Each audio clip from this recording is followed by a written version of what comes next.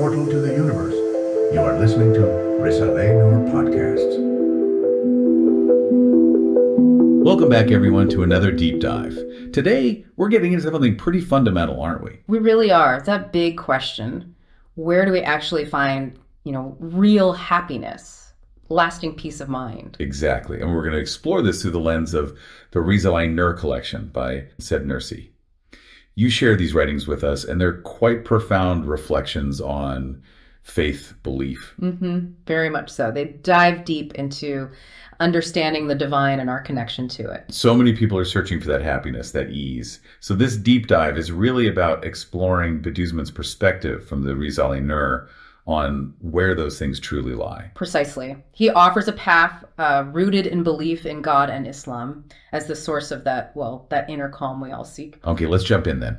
One of the first things the Risale-i Nur seems to address is why chasing worldly things often leaves us feeling, unsatisfied. That's definitely a starting point for Bediuzzaman. He talks about how the world, the material stuff, it's inherently limited, it's temporary. There's a line in The Flashes, I think it captures it perfectly. He says, the world, narrow and transitory as it is, cannot satisfy the limitless desires of man. Limitless desires, finite world. That's the mismatch. Exactly. If what we truly long for is infinite, how can finite things ever really fill that void? Bediuzzaman suggests, we need to look beyond just the here and now. And when the Risale-i Nur talks about looking beyond, the descriptions are pretty incredible. Paradise described as immense, isn't it? Oh, absolutely vivid. In The Flashes, it mentions 500-year paradise just for one person. And 70,000 palaces and houris, things like that. Yeah. The point being perfect satisfaction for everyone. So the implication is that the usual reasons for competing, for feeling envious, they just dissolve. That's the logic presented. Bediuzzaman argues that scarcity in this world fuels rivalry. But if you shift your focus to the afterlife described in the Risale-i Nur, where there's boundless abundance, then why compete? Exactly. Why fight over a drop when there's an ocean waiting? It kind of reframes all that striving and jealousy. It really does make you pause and think about daily stresses differently. Okay, so moving on. The Risale-i Nur also really emphasizes how belief acts as a support system, especially when things get tough. Yes, a huge theme. Belief in God as a rock, a point of support in the face of life's, inevitable challenges. There's a specific example he gives? There is. In The Flashes, he describes this powerful experience he had in a graveyard. Okay. Realizing the impermanence of everything could have been crushing, right? But he found solace, real comfort in the Qur'an. And was there a particular verse that stood out? Yes, a really powerful one. For us, God suffices, and he is the best disposer of affairs. And the Risale-i Nur explains how truly believing this, submitting to God's wisdom with sincerity.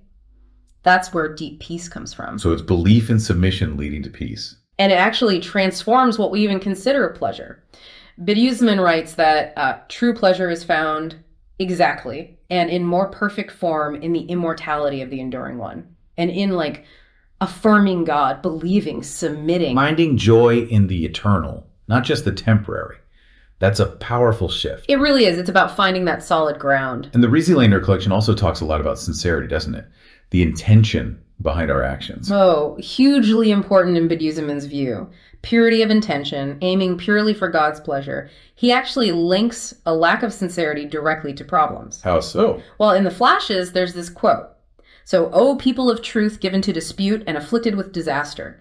It is through your loss of sincerity and your failure to make God's pleasure your sole aim that you have caused the people of truth to undergo this humiliation and defeat. Wow, so he's saying insincerity or aiming for worldly things instead of God's pleasure has real negative consequences, even for the community. That's the argument. When the goal is God's pleasure, not personal gain or recognition, it changes everything. He points out, especially in matters of faith, rivalry is misplaced. Because the rewards are infinite anyway. Exactly. Like we said about paradise, it's not a limited resource. One person's reward doesn't take away from another's. So the focus should be internal on that sincere connection. Okay, this connects to something else in The Flashes that might seem, surprising. The idea that illness can sometimes be a divine bounty. Yes, that's definitely a perspective that can challenge how we usually think about suffering. How does he explain that? Bediuzzaman suggests that illness can actually act as a kind of spiritual wake-up call. It can make people stop, think more about the hereafter, maybe turn away from heedlessness. Turn towards God more. Right. He even writes, addressing someone ill, "Brother, I am not opposed to this illness of yours. Try to be patient until the illness awakens you completely." So the potential for spiritual growth within the suffering. That's the idea. Through belief, patience, submission, relying on God. The Risale-i Nur suggests even a severe illness can become, in his words, exceedingly cheap.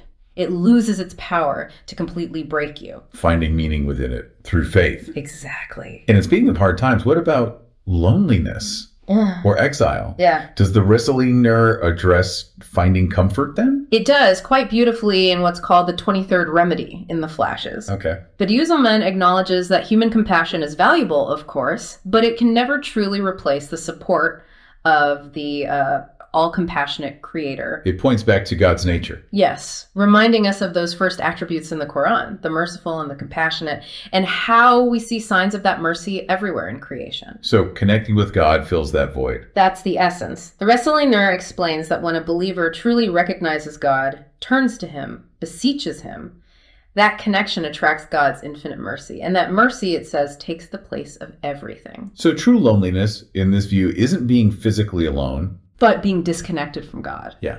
For the believer, that connection provides constant companionship, even in exile. This theme keeps coming up, this idea of an ordered, purposeful universe pointing towards God. Yes, it's central. Bediuzzaman frequently uses the intricate order and balance in creation as, well, evidence.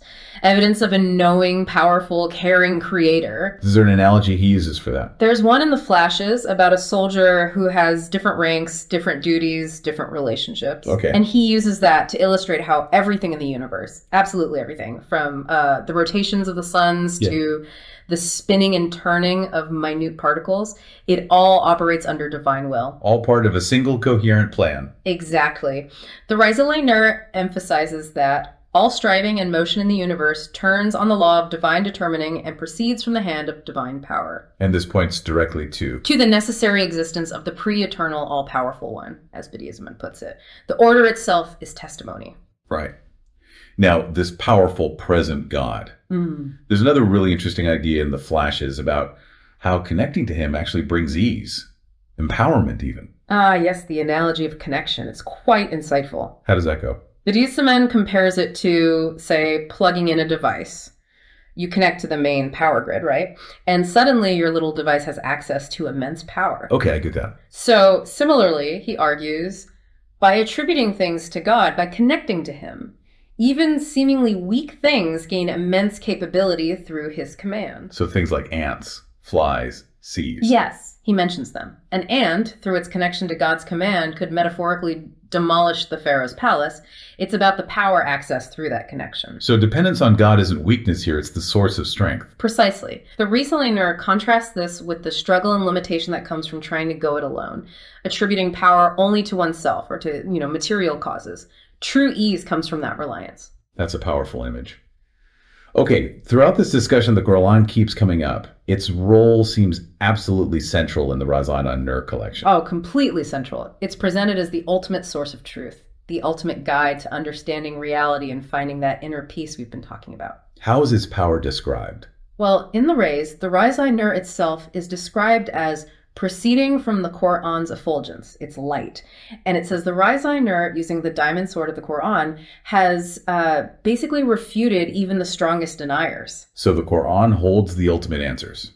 That's the perspective. It's seen as the key that unlocks the mysteries of existence. The Words, another part of the collection, talks about the Qur'an solving the talisman of the universe and riddle of creation. Providing answers reason alone can't fully reach. About the unseen, the hereafter. Exactly. It offers that comprehensive framework for understanding everything and finding peace within that understanding. So if we were to try and summarize the core message from this deep dive into the Risale-i Nur collection regarding happiness and peace, what would it be? I think, in essence, Bediuzzaman, through the Risale-i Nur, makes a really strong case that true lasting happiness and peace aren't found primarily in the material world, which is limited, Right. but rather they are deeply, fundamentally tied to belief in God, to connecting with the divine, following the path of Islam. It's about finding solace in that connection during tough times, understanding the importance of sincerity, seeing the purpose in creation, and ultimately finding guidance in the Qur'an. That's where real contentment lies, according to this perspective. It definitely offers a profound alternative to the constant chase for worldly satisfaction. A lot to reflect on there. Absolutely. For more information, read the Risale-i Nur's collection. And it may be a final thought for everyone listening. Consider how shifting your own focus, seeking that connection Bediuzzaman describes, might change how you experience happiness and ease in your own life based on these insights. You have listened to the Risale-i Nur podcasts, Portal to the Universe. For more, please visit risalenurtv.com/podcasts. Goodbye.